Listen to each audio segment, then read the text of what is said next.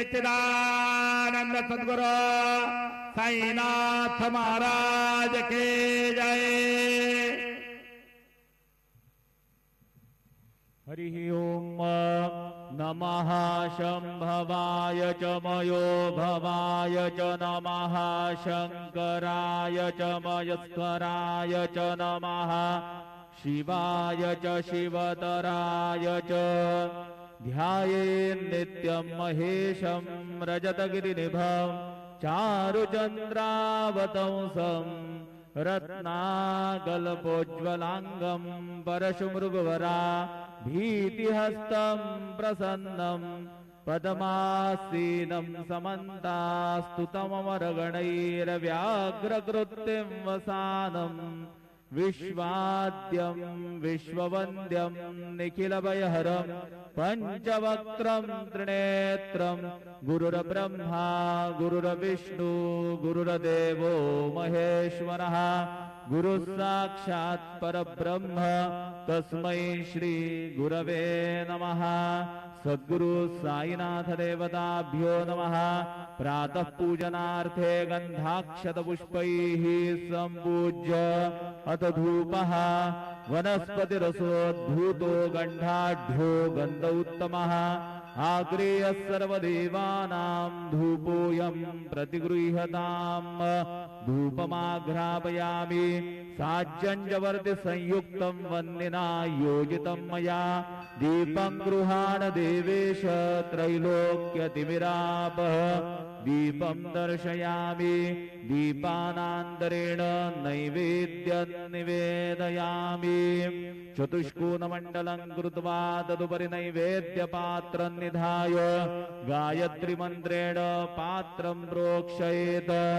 सत्यन्वर्तेन परिखिञ्चामि धेनुमुद्रयाम् अमृतीकृत्य ग्रासमुद्रया ॐ प्राणाय स्वाहा ॐ अपानाय स्वाहा ॐ व्यानाय स्वाहा ॐ उदानाय स्वाहा ॐ समानाय स्वाहा ॐ ब्रह्मणे नमः।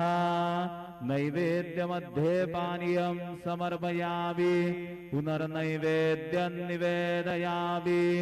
ॐ प्राणाय स्वाहा ॐ अपानाय स्वाहा ॐ व्यानाय स्वाहा ॐ उदानाय स्वाहा ॐ समानाय स्वाहा ॐ ब्रह्मणे नमः।